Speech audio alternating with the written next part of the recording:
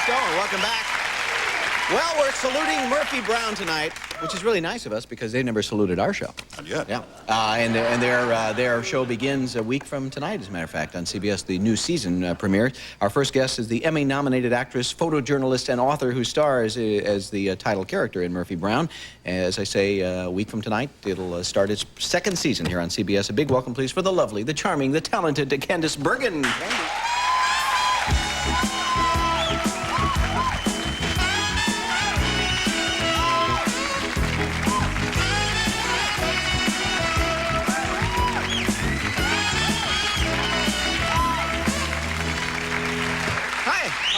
How have you been? Fine, thank you. We've decorated the studio for you, dozens of dollars. For us? Yeah, we did that for you. And we appreciate you bringing the whole gang by here. Well, we're very excited. Yeah. Did you have a swell summer vacation? Yes, yeah? yes. You travel? You do things? I was in France. Now, that is a connection with this Mal guy? Yeah, well, yeah, we're Your kind husband, of hooked up together. Yes, your husband, Louis Mal. Yeah. So he lives there most of the time? Well, no, we don't quite know where we are at this point. Like, what do you put on your 1040 for an address? I mean, well, what city would I find? You know, I seem to be mostly in Los Angeles now, but we are in France for the summers and in New York when we're not in Los Angeles, and it's hard. Do you have how many children do you have? I have one child and two stepchildren. Yeah. Now, if you ask the child, as you said, okay, where do you want to go live now? I mean, do you think you'd pick what country, what city do you think the child would pick? Well, she's so used to rotating from the time she was 4 months old. She has always made a triangle between France, New York, and California. So if a certain number of months go by and she hasn't moved yet, she sort of says, you know, are we going to France now? And so yeah. that's her routine. Do you know that the square of the hypotenuse of a right triangle is equal to the sum of the square of the two remaining sides? That's all I remember from high school. It's more than I remember from high school. I don't know why that has stuck in my brain, and I also know that what's on the crest label, but you probably don't want to hear that either. Now, I'm sorry. You have to forgive me. I had a hard weekend. I've seen your fellow cast members interviewed from time to time, and one of the questions that's interesting that comes up with them, the interviewer will say, "So were you intimidated when you first met this Bergen woman?" And I'm curious as to why people even think that as a question. I mean, I don't know you well, but you don't seem particularly intimidating. You seem like a relatively warm, despite that icy stare you're giving me now, you seem... You know what I mean? You've heard that before. I mean, what do you think it is that makes people... I don't know. I don't know. They don't seem to... You don't intimidate people, do you? No. I don't try to, no. Yeah, I wonder, I mean, do you think your life or your career would have been different if, like, your nose were bent a little bit and if you looked a little goofy? Yeah, I probably would have been in a sitcom much earlier. The other thing that people express surprise about is that you did the sitcom, because there was also a feeling, well, Candy doesn't want to do television, or doesn't want to do Well, I wish series. I'd done it sooner, this one, because it's just the best time I ever had, and the best work, and the best people. It's just such a joy. You guys for all are of us. wacky, I'm told, from time to time on the set. Actually, all the time. In fact, fights? we sink to lower levels every month. It's just amazing. Just when you think the bathroom humor can't get any raunchier, someone takes it to a new frontier. It's fast out there. Are you a participant or an observer in this? I would say that I would be kind of a ringleader. Really?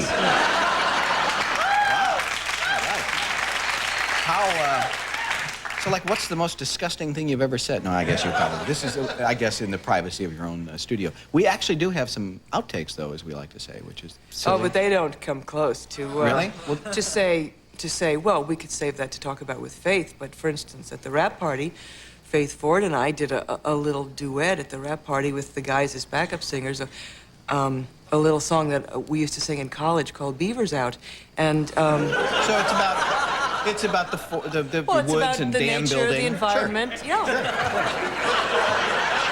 It's important. It's important. Otherwise, communities would flood. Anyway, maybe this would be a good time to look at the clips. Would you mind? Because I'd love to. Because I think it's the only course you have now. I will. I'm going to have some cold water.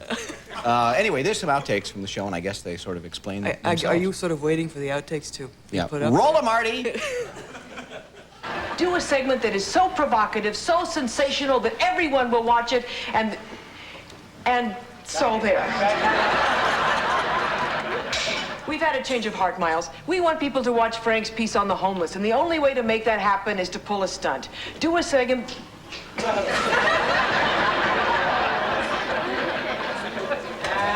provocative. Action. We've had a change of heart. Murphy, you must be furious.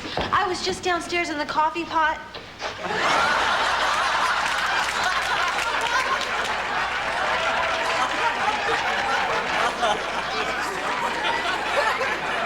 Remind me one day to tell you about the time the network tried to get me to anchor a broadcast with Garrick Hentley. Hertley. You know the guy that's kind of bald and about 6? And action. Murphy, it's never easy to team with a partner when you're used to working alone. Remind me one day to tell you about the time the network...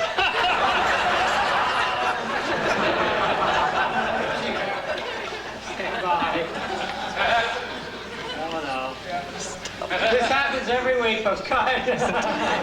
No, I'm fine. Still rolling. Still rolling? Okay, still rolling. Ready? And action. Murphy, it's never easy to team with a partner. Still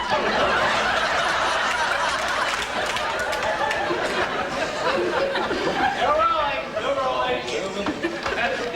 Who hasn't laughed yet? Okay.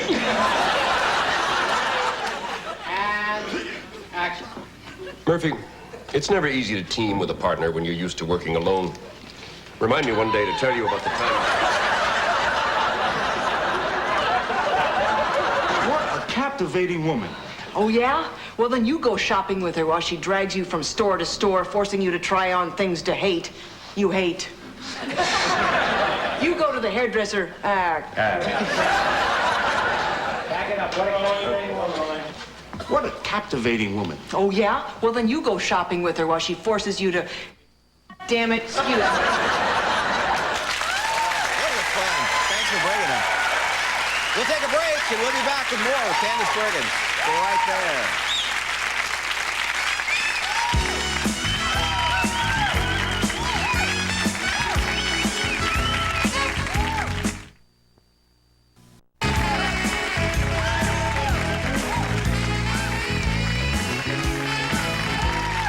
Welcome back. It's obviously Murphy Brown night, and Murph is with us right here, Candace Bergen. May we talk about your singing career? Oh. You do belt out a tune from time to time on the show. Well, I do with very little encouragement. In fact, there haven't been any this season. I was kind of disappointed. Oh, really? Yeah, I mean, but do you like in the shower? Do you sing well? Are you good in there? I can't say that there's any place where I really am a good singer. It's really not within the realm of possibility for You've done me. some interesting things to some Motown classics. I have, yes. Yeah. I've mangled it. Yeah. But it gives me great pleasure. But you enjoy it. You're not like totally humiliated by it. No, it's odd, though, Because you isn't really it? should be. Yeah. It's quirky. No, but that's okay. I like singing too. Maybe we'll do a number someday. Yeah. What's your favorite Motown song? Well, I do. I am, particularly fond of Natural Woman, since that's what I sang in the pilot. But I don't think we're really ready to sing. No? All right. Well, I won't push it then. It was just a thought. I think most people know that you've had a lot of success as what should we call it, a photojournalist? Is that a good name? Well, for it? yes, that's Yeah. a good name. Yeah. That's the traditional name for it. That's what you do.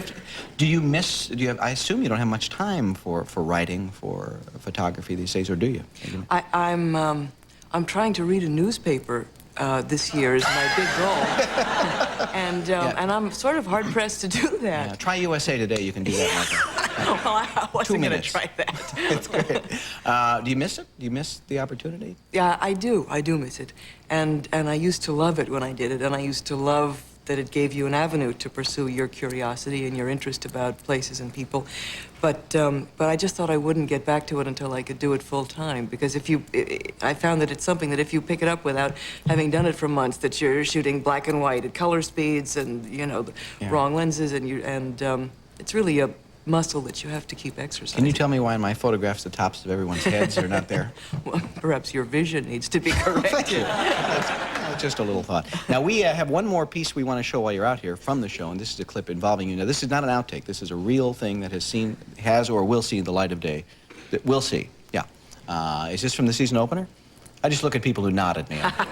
Yes, it is, which, by the way, is next Monday night. That's right. On CBS. Do you care to say anything about this? Oh, or do you know anything Well, about if it is the season opener, then it's about Murphy who, getting a crush on Miles Silverberg, who is the producer of FYI, on Miles' younger, extremely younger brother. Well, younger to me, perhaps, not younger to you. Secretary. What? It's the wrong clip. Sorry. We'll edit that out and no one will know. I'll just talk about it afterwards. Yeah, we'll see the clip. It'll be funny by itself, and then we'll tell you what you saw. It's kind of the way it'll work. Watch. Good morning. How may I help you? That's right, I'm Bambi, your special telephone friend. What's your name? Oh, Grr. Hi, Jeff. Are you ready to enjoy a deep and unbridled ecstasy that explodes beyond your wildest dreams? Good, because as soon as I get your Visa or your MasterCard number, Bambi's gonna teach you all sorts of nice little things. Excuse me, Bambi just got sent back to the forest. This is Thumper. And she's telling you to get off the phone and stop calling here because... What? Oh, all right. I'm hot, I'm on fire. Yes, yes, faster, slower. Oh, boy, oh, baby, oh, baby. Typical.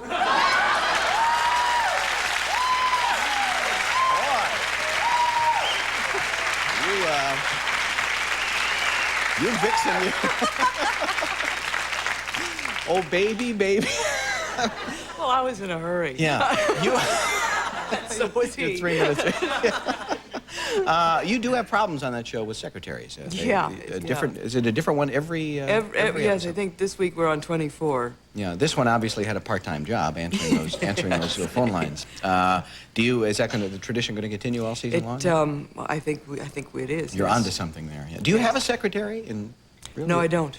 You don't? I don't. No, I don't have a secretary.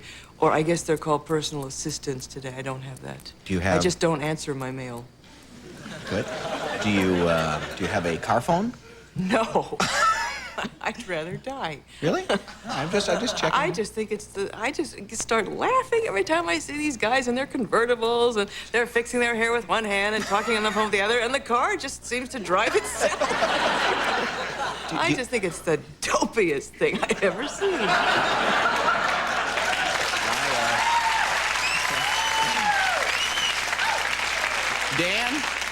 Dan? Yeah. What kind of car do I drive? You drive a convertible?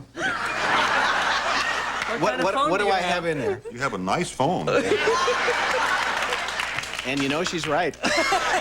I'll tell you what, maybe a good time for another break, and we will meet Joe. Say Joe's last name. It's Regalbuto. Regalbuto. No, Regalbuto. Joe Yeah, Regalbuto. it's something like that. This Joe guy is going to come out here from Murphy Brown. Stay with us.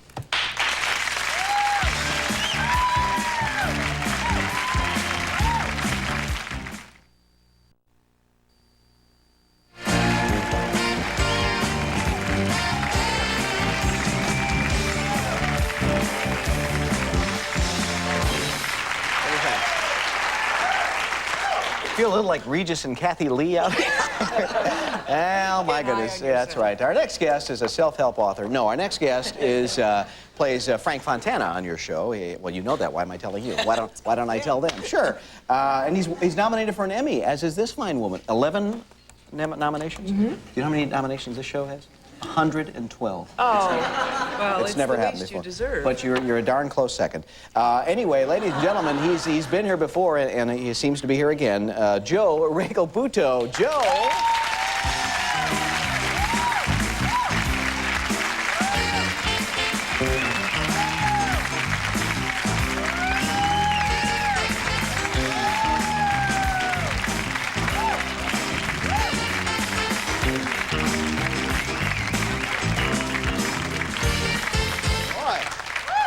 Like that with the crew, the interview, set. You did that with feeling. Okay, we go through this exercise when you hear, say your last name for me. Regalbuto. Always pretty darn Use close. a hand and it sort of flows Oh, out. oh, you're right. It does. Yeah, It does kind of help. I look a little silly doing this, but it does kind of help. An Emmy nomination? You excited? Oh, it's a terrific thing, you know. I think actors sort of down deep, you kind of harbor a little desire down there, but when it actually happens, it's very exciting. It's very exciting. We love the show. We love doing it. I love the part. You know, the difficult thing is that I work with such a great cast. We should have all been nominated. That's the one one oversight. But if it had to be someone, aren't you glad it was you? Well, you know, if I win it, I'll take it home. But you'll dedicate it to everyone. What's your mother say? Oh, my mother, yeah. You know, they have a way of bringing things down to reality. First of all, my mother-in-law says, the Emmys, is that the big one that they do out there? And then my mother says, you're going to win. I just know you're going to win, but if not, keep your health. That's nice. I like that. I like Kind of a that. schizophrenic sense. You were married? Yes, I am. I'm married for a long time now. I mean, we're talking decades? 17 years. Oh, that's good. Now, that's not quite... Romantic. We always have meetings before the show, and we always have debates on how many years of marriage get applause. And I said 17 wouldn't be enough. Now it shows you what I know. Especially when you're 23 years It also old, helps you know. how the host says it. If I would say, you've been married 17 years, they applaud. But if I just sort of... 17! This audience is well-trained. Yeah. Really. They are. We whip them into shape. Now, you had a birthday, how long ago? Just about what was it? 2 weeks ago. And it was. It was one of those important ones. It's more than 39 and less than 41. Yeah. Yeah. That- It's a big one. Traumatic time for some people. Well, it you is. know something. I've got to say, this has been a pretty terrific year, hasn't it? Being in, you know, a show like Murphy Brown and all this Emmy stuff, and we love. If this is 40, bring it on. You know. So you're okay. No. So far. No so far. traumas. I remember asking Candace about this when she said, at 40 she had her child and didn't even think about it. Then 41 came along, and she got depressed and didn't know why. So it was recovering for 40. Well, So 40 is okay because you say, well, I was just 39. And then when you're 41, you're in your 40s to stay. So you're next year you can get solidly in depressed. there. Yeah. Exactly. Now we have another piece of footage from, and I'm told this is a scene that will not be in the finished product. Aha. But It's Thanks. from the brothers. It's from the brothers Silverberg. But it's supposedly such a funny scene that we should see it But anyway. they had to take it out. Okay, Diane. It's an exclusive look at a scene that this is, and it probably just ran. The laughter was so loud it ran long, and they couldn't do it. So, do you know the scene? Well, if it's from that one, it was probably Murphy is having a problem with falling for this younger guy, and she, I think, asks my advice. Does that sound about right? Yeah. Well, on the nose. let's take a look because you won't actually see this on the show next week. Watch. Franks, I'm in trouble. What do you mean? What kind of trouble? I met someone Yeah? at lunch. Uh-huh. A man. Ah. Sort of. Oh, no. What I mean is, he's young. Although maybe I shouldn't prejudice you. When you hear his age, maybe you won't think anything of it. After all, it's not like he's a child. A child would be, say, 22 or less. He's older than that, and he seems extremely mature. Murph, for just his- exactly what age are we talking about here? 27. 27 isn't that bad. That's what I thought. I was just checking. I mean, after all, he was born in 1962, but that's a pretty long time ago. Winston Churchill was still alive. No one had ever heard of the Beatles. I was 14. I'm surprised at you, Murph. Come on, you never let people bother you with things like this. If you like this guy, go for it. If people can't accept it, that's their problem. Good advice. Bye. By the way, Frank, there's one other thing I forgot to mention. This guy is Miles' brother. That's sick! Who asked you, Frank? I wish it were going to be in the show. It deserved to be in there. If I had any say in it. Now, Joe, I hold in my hand a photograph, and I think you owe America an explanation. May I show it right here? Where we're going to take a look? Right here? And Candace would like to know a little bit something about it, too. This is Joe, right here. And what's even worse, this was... You never told me. This was taken at a Denny's, too, which is why... Now, what's the story? It's you and Mr. Shackelford, isn't it? Yeah, What's the story on that? There's a... And you're lovely, by the way. Well, there's a Love Boat reunion that they're doing, and in it I'm in disguise. The reason I took this part of the Truth seriously is because I have beautiful legs, and I look very good in earrings. But it's gonna be hard to live We this just down. dug this out of our files. Oh, that was mean. We attempt to humiliate guests whenever possible. Now, I know the talking's fine. You're happy to be out here, but there's something else that's going to happen tonight that I know you're a little frightened about. And you shouldn't be, because this is not. It's a friendly group. It's a friendly. You a few years ago started playing. Yes, I started playing the alto saxophone, and occasionally people have said, "Do you want to go and you know, play it?" And I said, "Are you kidding? Play with a great band like Tom over here?" And I said, "Oh dear." However. But this is not an audition. We're just having fun. It's not an audition. It's a party. It's a happening. It's and the band will earn their money tonight. No. So, are you ready for this moment? I'm ready. You have an as audience I may on your ever be. side. They want to hear you. They'll enjoy you. Go ahead, Joe.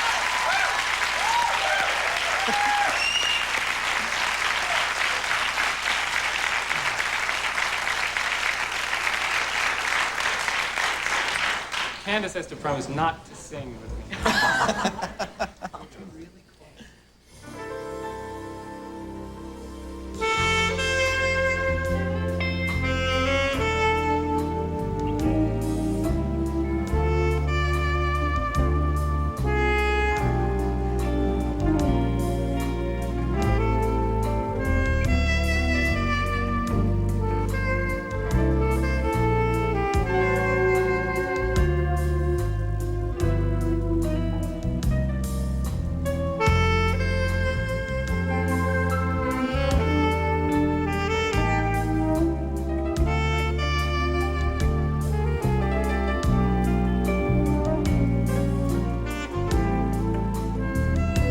The Pat Sajak Show, sponsored by Oldsmobile and their all-new four-door Cutlass Supreme.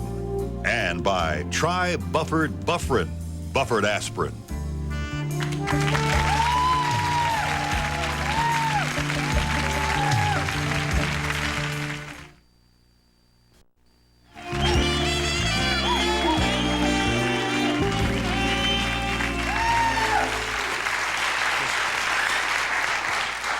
Cleaning up last-minute business, are you?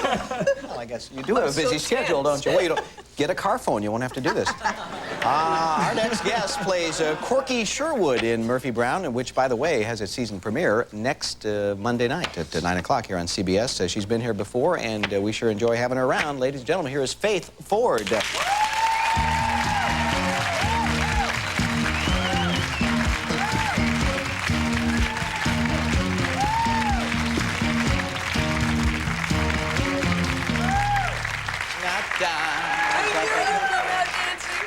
Boy, this is a musical group. You're dancing, he's playing, and you're married. You're married since the music made me want to dance because it's the Raisin song. I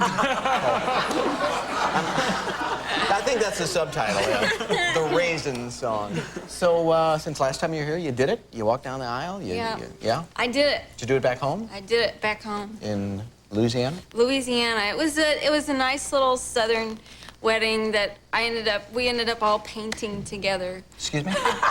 Well, the day before the wedding, the deck wasn't painted, and that's where we were going to have it on the deck because we couldn't have it in the yard because the yard had washed away because of all the rain. So your guest? So it was a new house. My parents just built a new house at home, so we had to paint in the rain.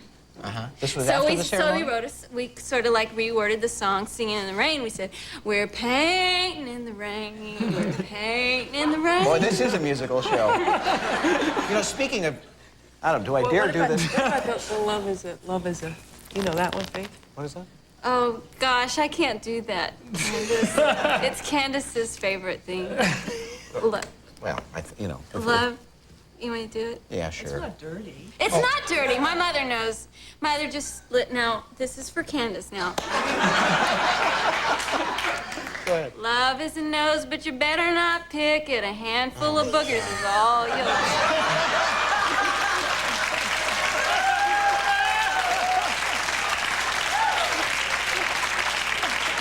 Don't touch me. Get your hands off me. actually, we've been on the air 9 months, and no one has said the phrase handful of boogers yet. So we're pretty proud of that, and you must be too. Hey, boy. I like that word. I would rather hear the Beaver song, frankly, if we have a choice. No? Well, it's better than... No, we can't do that. Oh, okay, fine. Just It's the first one. Well, you are just a troublemaker. This is... I have to be... You go to your big hit sitcom. I have to sit here tomorrow Aren't we night. your first theme show? Well, I think so. Actually, Well, no. is this not a hot show? So Bert? there you are. I feel better now. If you want to do it, go ahead. Do this. No, that's... No, yeah.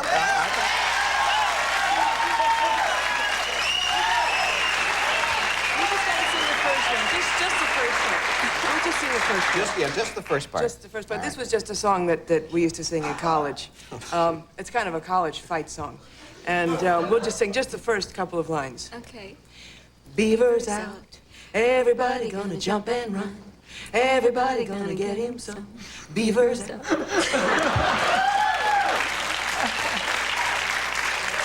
Very nice. Kind of it's our salute to Jerry Mathers tonight. We're very excited. So did you go on a honeymoon? Did you We went to the Bahamas. have a good time? I did, but I don't... It's my honeymoon, Pat. What do you expect? I don't know. I meant away from that. What I did was... You're getting married, too, aren't you? I am, yeah. Are you going to go on a honeymoon? Well, yeah, but probably a different one. You know, my parents told me... What? You know, my parents told me that you announced it on the air. I did. I have no secrets. Was that the real announcing, or was it just sort of... Well, I mean, like I told my parents first. I mean, in order, I told the Inquirer, my parents, and then this. Yeah, but yeah, we did in Bahamas, and I didn't like the place very much. But I liked the place, the whole place, but the not place where the we place. stayed because we couldn't...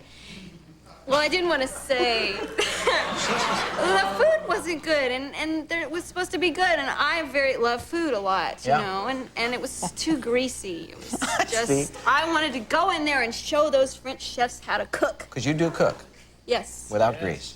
Without, well, not without grease, but, I mean, well, oil, olive oil. Joe likes olive oil, too. Now, does your family see, like when you do shows like this, do they see you? Do they critique you? Do they? Yes. Maybe I'll tell them not to watch tonight. No, they should. Only proud. because of Beaver's out. I think we've made our point here. What do they say? Do they like the way you come off on these things? Well, yeah, they like you, Pat. Well, I'm a likable lug. They do. They like you. They watch your show every night, and they say, Faith, do you know who Pat had on tonight? And I say yes, and they go through the whole thing, and they tell me if I speak to them that next day after they've watched you that night. Am I boring right now? No, not at all. I was just sort of waiting for a More about semicolon. my honeymoon. Oh, you know what else I didn't like? You have to pay for everything with those beads. If you don't have the beads. That's right. They issue you, yeah. These beads, you know, and it's like everybody has them around the neck, and they gave us these little honeymooner shirts. It sounds adorable. It's really cute. What does your husband do? Cute. He's an actor.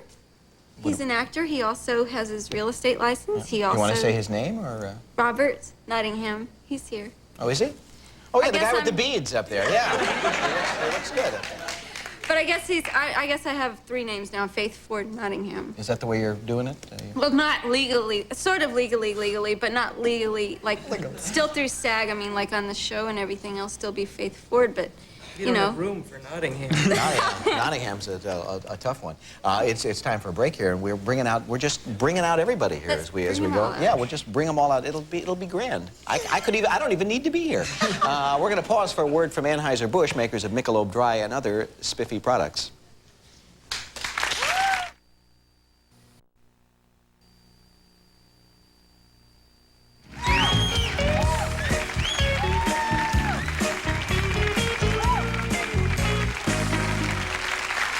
Candace Bergen is here, and Joe Regabuto, and Faith Ford. We're all here from Murphy Brown, except for me. I'm just the host of this show.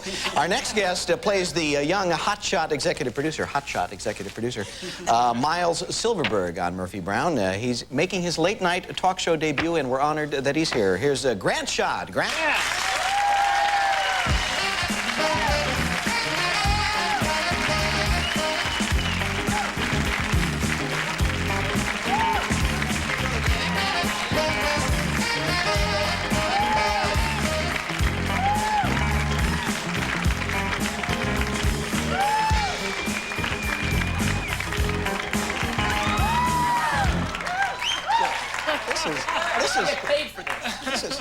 Did you ever think you'd be bouncing on Candy Bergen's lap? I mean, tell the truth. When you were starting out as a kid, I mean, gee, this is pretty exciting. That's what I asked Santa Claus for. You know? 7. Please, please. Yeah, I can understand. What is this? I don't know why all this stuff's so distracting to me. What was I talking about? You're seeing the tip of the iceberg.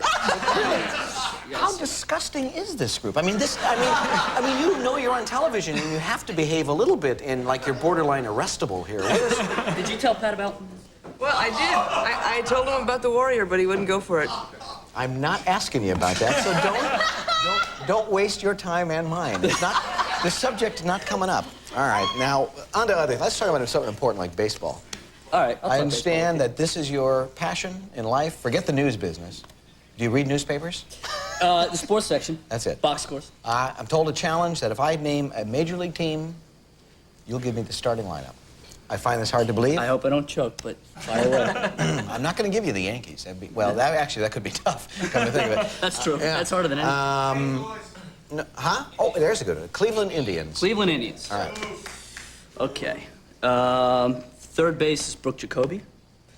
Shortstop is Felix Furman. Felix Furman. Second baseman is Jerry Brown. So great. First baseman is, let me come back to him. Catcher is Andy Allenson. Yeah. Outfielder is Joe Carter. Uh-oh. I knew this was going to happen. Yeah. I guess Deion James is their DH. Brad Comiska is their center fielder. The left fielder is, you know, I'm spacing on the first baseman. Left fielder and first baseman. Well, 7 out of 9 is not. And that's Cleveland, too. That's pretty good. That's pretty darn good. I won't do any more here. All right. I mentioned this was the first time you've done a show like this at all. And you don't, well, you did, didn't Donahue do something with this gang as well? Yeah. Was that swell? Phil. Did you have a swell time? Phil. We had, hung yes, a Phil. nice time. Oh, good. Very nice. Very nice. We like Phil. Well, he's a likable guy. Yeah. Now, that's the only other one you've done? Talk show? Yeah. Yeah. Yeah. And I don't see you in a lot of press. You don't do a lot of interviews. Are you reluctant to do these things? Do you have secrets in your life that you don't want to share? No, I guess I just got it in my mind. You know, I grew up on, you know, guys like Pacino and De Niro and stuff like that, and I kind of wanted to emulate them. You know, when I moved to New York, I got a waitering job down in, 46th and 8th. Because we used to wear these big hiking boots and kick trash cans, and I used to just say, you know, I'm working right around the corner from the actor's studio. I mean, that's the closest I ever got to the actor's studio, but I was, I just, I just figured it might make it a little bit more difficult to play a character if you're too out there, you know. He has integrity, is what he's trying to say. Oh, well, I'm sorry, you'll have to leave. But I work with them anyway. Well, I guess that makes some sense for an actor, though, because, I mean, the personality could get in the way of what you're playing. I mean, your real personality, if people get kind of caught up in that and what are you doing and, you know, who you dating and all that kind of stuff. I think so. Yeah, I can't see it being anything but a distraction, you know? And it might be fun for the moment to do that. I mean, I'm actually, I don't have much of a life either. But so maybe it makes going on now talk shows now we're hard, down to you it, know? yeah. There's nothing to talk about. No, sure. I mean, you know, the pre-interview, he's like, well, what do you do when you're not at work? And I'm like, well, you go to movies, you know. Well, tell him about eat, your house, I guess. Grant. What happened to your house? My house got broken into. Oh, and what were they eating? They ate my potato chips. Wait a minute, you walked into your house and the thieves, the I burglars? walked into my house, you know, luckily I'd spent, oh, I can't say that. Cat did. The cat did it. I thought he said the cat, and I thought it was the cat. I don't think they're gonna pick up on this, Faith. We'd have to regress way back in the story. But it's our first moment of real tension out here. I really like that. No, go ahead. So I mean, there really were burglars in your house? Well, yeah, I came home one morning after having spent the night out, and the door was... That's a whole other story in itself, and you're not going to hear that one. Just out of curiosity, what time was this? It was about 10:30 in the morning. 10:30 in the morning? You know, Friday morning, and... what part of town were you coming from? I was coming from the same side of the hill, you know. All right, yeah. Just down the street or like a long way away? Just down the street, actually. All right. So you walk in. All right, go ahead. Yeah, you're getting warm. How many doors away? I walked in and and the door was open, You know, it wasn't like wide open, but like I thought I had locked it when I left. Yeah. And the door just, I turned a handle and the door just kind of swung open and I went, oh man, I forgot to lock the door. And I walked in and there were potato chip crumbs like all over the place, and I just moved into this house and the only bit of food I had in the entire house was this bag of Ruffles potato chips. And somebody kind of came into the house and kind of, you know, walked around the house eating potato chips, kind of looking at everything, I guess, and you know, leaving potato chip crumbs all over the place. And my TV was there, my VCR was there. The only thing I could see that was gone was a leather jacket. You know, so it made it even more weird. Yeah. You know, I don't know, you know, the idea of somebody maybe sitting in your house waiting for you to come home. Yeah. It's a little bit scary. So someone just into like leather and ruffles. Leather and ruffles. That's interesting. Very interesting. Well, you should do more talk shows. I got myself one of those, I just want the guy to know, I got one of those thumper softball bats. You know, it made me feel a lot better. Oh, God, so next time. Yeah, next time, right. And I spent all Friday night in the corner, in the dark, like this. Wasn't a pleasant. So even though you don't do a lot of these, I hope you've found this a pleasant experience. So far, so good, yeah. Because it's time for a commercial, and we'll bring out another of your cohorts. And great. It'll be great. See, this was great. That's pretty painless. Yeah. Do you want to sing or anything before we go to commercial? We seem to have a musically talented group here. Anything you want to do in a hum? Well, they already did Beavers Out, didn't they? Oh. Hi, Jenny. We'll take a break, and Charles Kimbrough will join us as well. So it's Murphy Brown time, folks.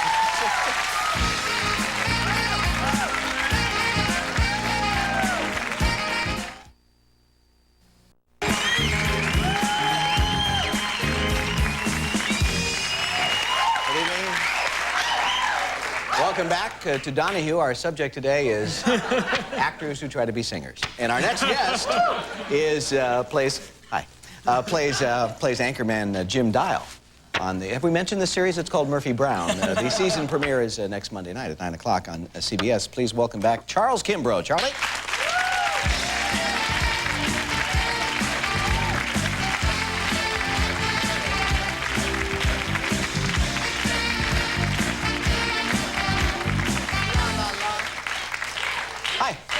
Oh, great. The Kimbroettes are at it again. Thank you. Yeah. Just a spontaneous demonstration. Must make you feel warm all over. $10 a piece. When, you know, when we were watching those outtakes, it occurred to me that you, even when things were going awry, kind of stayed in character. You don't, there wasn't a lot of guffawing on your part. Pat, I have this breakup problem. When I do finally go, the elastic in my underwear breaks, and everybody has to turn off the lights and go home. You have to say, I'm very sorry, there's no show this week. Come back. So, not bad. Yeah. At the beginning, I was very worried, and I knew Jim never cracked a smile. So when we would do the readings, I'm getting a little better now. I kind of smile a little bit, but at the beginning, I was very serious. Yeah. Well, you had to be, sure. Now, I have to remind you of something that you said on your last visit to us. We're going to roll a piece of videotape. This is from Mr. Kimbrough's last visit on our show. Watch your monitors. Right over there. There's always, you always know somehow there's a downside. There's going to be a downside. Yeah, because they're doing it well. They've lost the last. They always do it. They do very well, and they're in July. They're fine, and people say yes, but you know, September is coming. Now he was referring to the Chicago Cubs, and back when you were here in July, they were doing great, and you said September's coming. And ladies and gentlemen, this was as of yesterday, the standings in the National League. And they won. They beat the New York Mets today. So actually, they are now 5.5 up on the Mets as we're taping. We don't. Did they play the Expos today? Yeah. Oh, I'm sorry. So they're 5 up in the Expos. We don't know what St. Louis and New York did today. So. If making a fool of myself on national television gets them the pennant, it's a far, far better thing than I've ever done. I think that's great. Something else we have in common, other than the Cubs, is we have both worked with Meryl Streep. I have a small but pivotal role in a film due out around Christmas called. What part of you was pivoting at the time?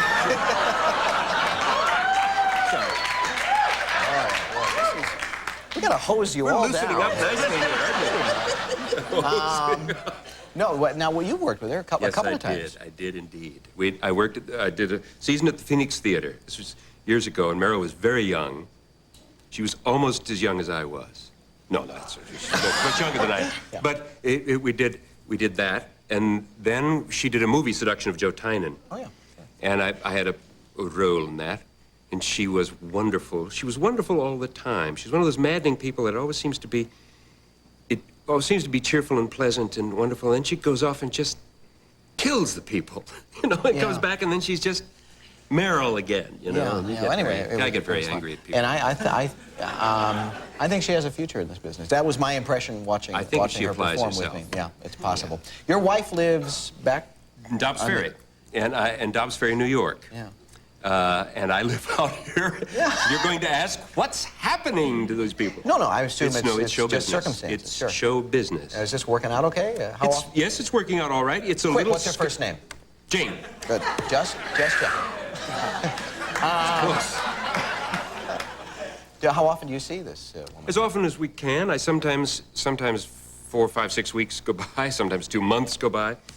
On hiatuses, we kind of, go back and forth. I believe that's hiati. I'm sorry. That's okay. I used to think that was a hernia, and I came to California, and I said, we're having 3 hiatuses before Christmas, and I thought, oh. Now, is anything happening with your guy, Jim Dial, this year? Is he, I think he gets an earring. No, he doesn't get an earring. No, he doesn't. But we see the other side of him. We see the kind of sensual, the sort of seething, passionate nature that lies just underneath. Are we going to get another chorus of this Beaver song? I'm just sick of this stuff. I'm tired of it. No, Jim is the class of the show. We thought Candace was the class of the show, but she disqualified herself a long time ago. I'm getting a sense of that as we kind of go on here. Well, anyways, it's great seeing you again. And we have more folks we're going to meet. I mean, how many people are in this cast anyway? Oh, 1,000. The stage is only so large, Actually, we'll meet Pat Corley in just a moment. And then we're going to meet the creator and the producers. And then I think a couple of the cameramen are coming out later just to show us some of their equipment. We'll be back in just a moment.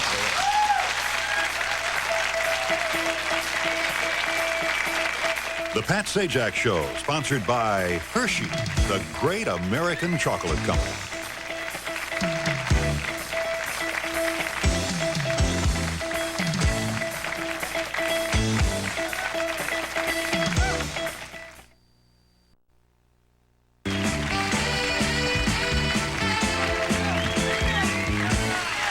We're back.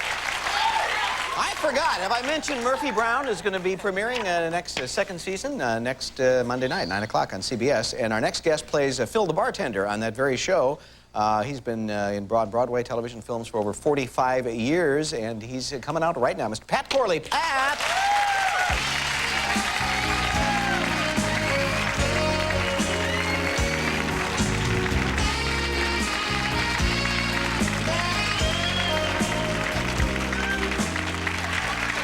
Sit down.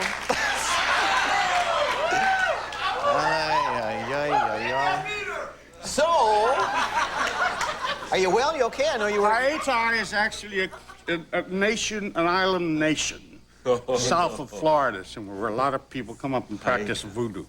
Thank you for clarifying that. Thank you so much. Wanted to straighten that Well, out. good night. Thank you for being here. Thank you. It's been a pleasure. Good night, Professor folks. Pat Corley. Now, sit down. Are you well? Are you good? I know you were... Hey, I'm doing terrific. You were hospital, not to bring this down here, but you were ill for a while. With what? Pneumonia? Well, first I had pneumonia. I went in the hospital for pneumonia, and things went downhill from there. That was the highlight of your stay. That was the most terrific part of it. Trying to get well in the hospital is the most difficult thing in the world. Because I wound up being operated on and being in the intensive care for several days. I can't see you there. You look like I'd want to get out. Well, I had a great time there. You did? I had this wonderful Oriental doctor. Now, he's Dr. Side, gentle, wonderful man.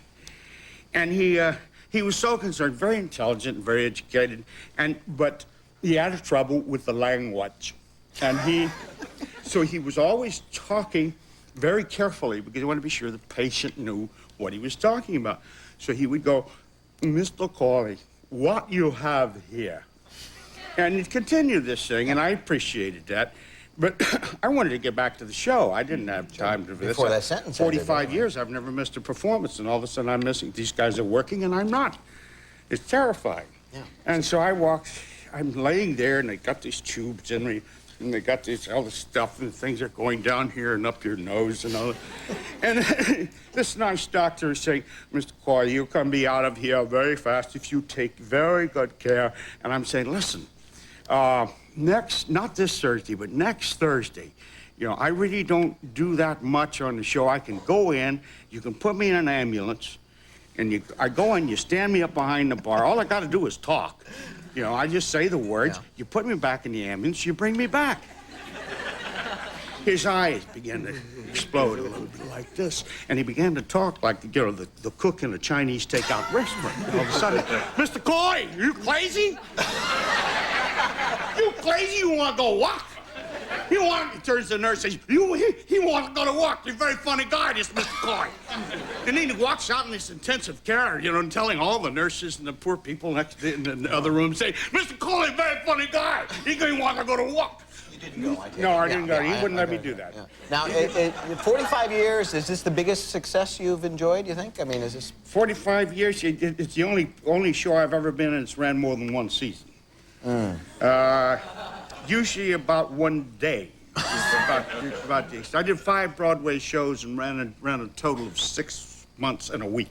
Wow, 5 shows, that's true. Now, do people ever tell you that you favor this Jonathan Winters guy just a teensy bit? Well, actually, no. Jonathan's been having a lot of trouble. He walks down the street and people yell at him, "Hey, Pat, how's the kids?" Oh. And the poor guy, you know, he's getting... You do have you have a bunch of kids. I got 7 children. And see, not enough to get applause. If you had, no, if you had 8, 8's the cutoff. But I graduated 3 from college this past spring. Wait, and married 1, and I've got 3 left in college, and they'll be graduating next spring. And did you move them all out here? Then my wife and I are going to go out and make love and see what occurs. Yeah. Did you move them all out here from the East? Did you have to move the whole That's your next step when you're getting married. You see, what happens, Pat, is... well, never mind. Sorry. Maybe you shouldn't tell me. Yeah, no, it's okay. You like, obviously, everybody gets along here. Is this group as bawdy as it sounds? This is the raunchiest bunch of people. Now, I've been, like I said, I've done just about everything. Vaudeville, burlesque, everything. This is the raunchiest bunch of people I've ever been with in my life. What a real tribute. I thought I knew all those words until I got to this group. Now, I got news for you. I've been in one other show in all this time. You have varying degrees. You know, some shows are just great. Some shows are, you know, and some shows you're glad to get out. You feel like you're getting out of prison when they're over with. But this show is so special. Yeah. What's the other show you went? The other show was doing Of Mice and Men with James Earl Jones on Broadway. You were happy with that? I was delighted. And this group of people, I love them as much as I love that group. Great to have you. Glad you're feeling well. Thank you. Thanks very much for being with us. Well, you know, someone had to have the bright idea of putting this group together and forming the show. And we're going to meet the creator of the show, along with the executive producer and her husband, who is also executive producer. Did I explain that? Yeah, you over-explained it. Yeah, Just by one producer too many. I guess. Anyway, we got a couple of people coming out in just a minute. Stay right there.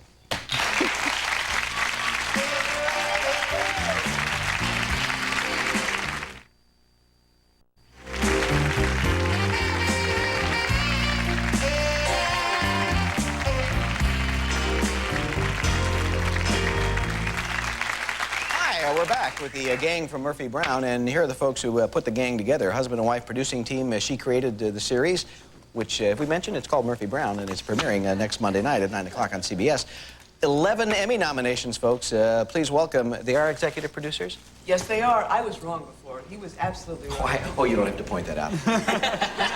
But it would be. But again, just to clarify, she was wrong. I was right. Please welcome Diane English and Joel Shukovsky.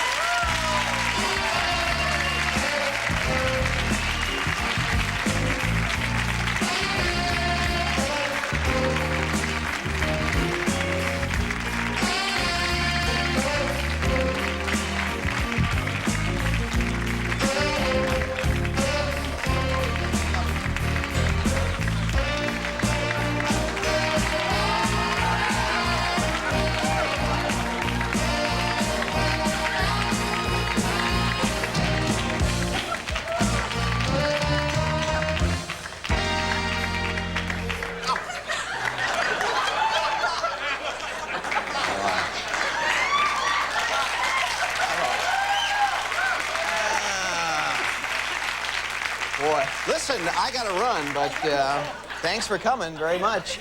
You're eating. You're not supposed to eat on it. We're the last ones to come out, and We're hungry. Dan's eating carrots. you know, executive producers are people too. They stood for you. They stood. They showed you respect. They're They showed- great. So give us How I Came Up with This Thing story.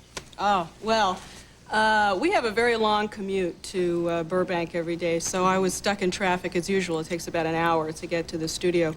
And I was struggling with another idea for a series, and just about White Oak. You know, if you drive the Ventura Freeway, you know that there's always a bottleneck. We live where there. there's sheep, so it's a long... It is, yeah. Yeah. And just about then, suddenly it just it popped into my. I can't explain it. It happens to you once in your life, but it just I mean, what every pops in? character, The story, the whole thing, storyline? the fact that because I was torn in college as to whether I wanted to be a playwright or a broadcast journalist. So I kind of combined them in this show, and I was working it out in the car one day. There's a lot of. So you ran into Joe and said, "I got it."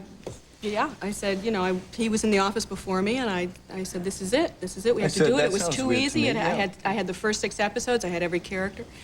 Boy, that was a long commute. And it was Now, when did? That's where she gets this from. She makes it up. Make it up. So when did Candace Bergen pop into your head? Well, we were making this master list of who would play this character, and it never occurred to any of us that Candace would be interested in doing a half-hour show. She's so intimidating. Have you noticed? She's very intimidating, and we didn't know, you know. We didn't know. So we got a call one day from her agent, who happens to be our agent also, and they said we just signed her, and she read the script, and she seemed to express some interest. They say that when they don't, you know, they want to like sort of keep it expressed interest. Yeah, you know, so we expressed our interest by immediately, like that night, getting on a plane to go meet her, and See, the price goes up if you say, she's dying to do it. The price goes, you know.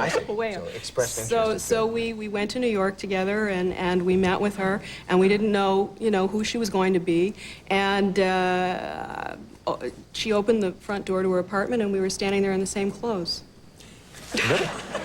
That is And scary. in fact, we ordered, unbeknownst to each other, ordered the same dress for the Emmys this Saturday.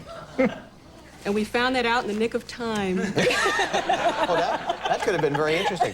This business with the secretaries that you have every week, is there any real life connection in that? Yeah, yes, yeah. You go through a few? A few. We had one die on us, actually. You had one once, die? too. One died, and we had one go crazy. That'll slow your and typing speed, Oh, won't it? yeah. We've had quite a few, but now we have an absolutely wonderful secretarial staff in the office, so we love them. We're hoping to be able to get someone like Jesus in the 7th year or something like that. As a secretary. As a secretary. I see. We had Elvis last season. Did you? Yeah. Are you going to do celebrities as secretaries? I'm not pitching anything. Well, How about quasi-celebrities? yeah, sure, why not? Yeah, just Fun. something to think It'd be about fun. in your spare time. Now, with the goof, I mean, I know these are highly trained professionals, but it sounds as if there could be some goofing around on the set. This costs you money, doesn't it, when they stop and have to go back and do things? No, we stop the clock when they kid around. No. You don't get paid for that. No, I'm sorry. This is like your greatest working experience ever. This cast is so amazing to work with, not only professionally, but as people. And, you know, it just doesn't happen that often in your life. We just have a minute. When you went to CBS... Just a minute. I've been waiting back there for an hour and a half. You're right. Well... We didn't get a chance to do our song either. I'm sorry. Well, in that case, affiliates, we're going to have to keep it longer. No, only Koppel can do that. I'm sorry. I forgot myself. You go to CBS with the idea, and they said, this is great, let's do it? Yeah, it took a couple of weeks of back and forth, but yeah, essentially that's exactly what happened. And the rest is hopefully history. Well, in case we haven't mentioned it, the second season starts next Monday night. Monday night, 9 yeah. o'clock. We have a real good opening episode, too. Yeah. Well, what we've seen looks funny. Even the stuff that's not going to be in the show. And why did Josine get cut?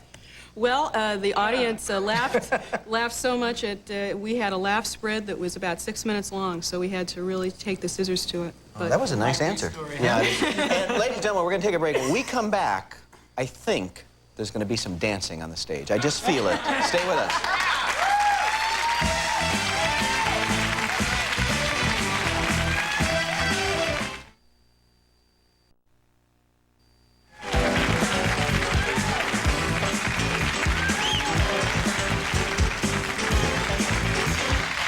Well, That's it. What a great gang. Thank you all for being here. Thank and you. this Thank is... you for the sweatshirts. Oh, did we give you all sweatshirts? We got sweatshirts. Great. I And you didn't get probably a brought some nice... sweatshirt. You didn't? Sorry, someone didn't get one.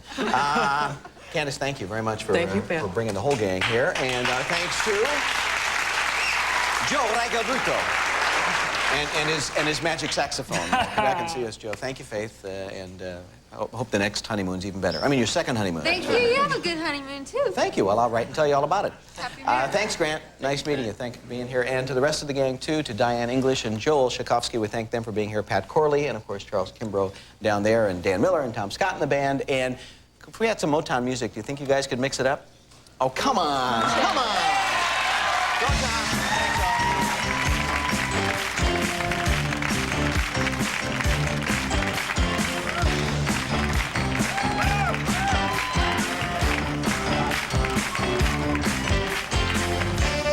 Accommodations for some of Pat's guests furnished by the Century Plaza Hotel and Tower, LA's business address in Century City.